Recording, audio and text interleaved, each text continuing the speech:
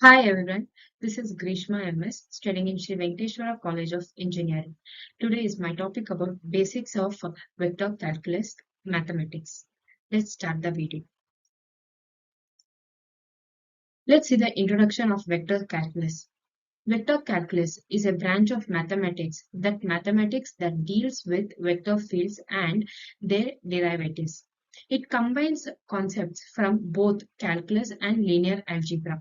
Vector calculus is used in various fields such as physics, engineering, and computer graphics. Next comes vector fields. A vector field assigns a vector to each point in a given space. It is represented by a function that takes a point as input and gives a vector as output. Vector fields are used to describe physical quantities like velocity, force, and electric field. So we can see in the diagram what the things are happening. Next comes gradient. The gradient of a scalar function is a vector that points in the direction of the steepest increases of the function. It is denoted by a symbol del. So we can see the del symbol in the diagram like it's upside down triangle. The magnitude of the gradient represents the rate of change of function in that direction. So in this, if we come to the slide, it has given that gradient is scalar a vector field. A gradient of a vector is tensor, which tells us how the vector field changes in any direction. The I, J, K components tell us the changes in those components. The gradient of a scalar phi is given by del phi is equal to dou phi divided by dou x into I plus dou phi divided by dou y into j plus dou phi divided by dou z into k. So in this slide, we choose that scalar phi is equal to x square y z cube. The gradient will be given as del phi is equal to dou open the bracket x square yz cube close the bracket divided by dou x I plus dou and open the bracket x square yz cube close the bracket dou y into j plus dou open the bracket x square yz cube close the bracket dou z into k. The final answer is del phi is equal to 2xyz cube I plus x square z cube j plus 3x square yz square k. So next we can go divergence. So divergence measures the flow of vector field out of the given point. It is a component computed by taking the dot product of the gradient operator del with the vector field. Positive divergence indicates a source, while negative divergence indicates the sink. So in the picture, we can say that which shows that the speed of a particle in this vector field will increases as the magnitude of x increases. Taking a note of the box superposed on this vector field is shown below. Note that arrows coming into the box are shorter than the arrows existing in the box. That means that net flow out of the box is positive, that there is more fluid existing the box than entering the box. In this case, we say that the divergence is positive.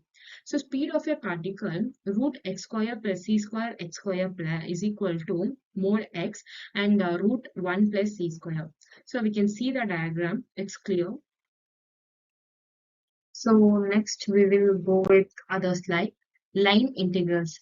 So line integrals are used to calculate the total change of a scalar or a vector function along a curve.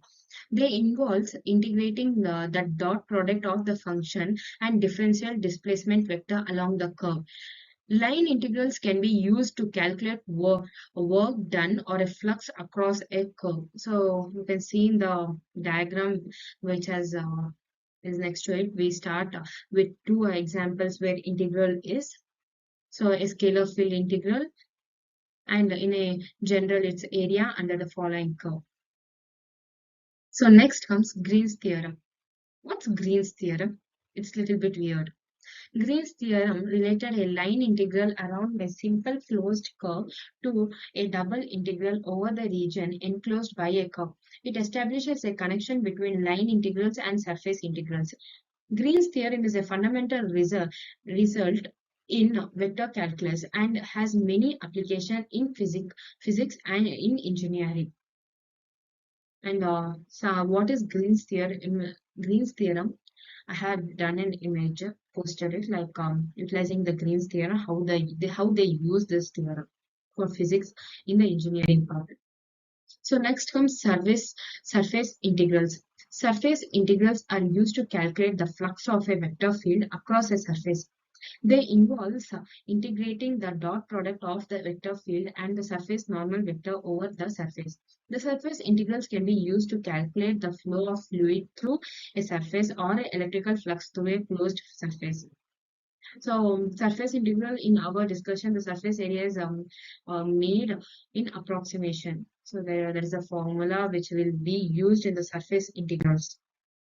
Next is divergence theorem. The divergence theorem relates the flux of the vector field through the closed surface of the divergence of the field inside the surface.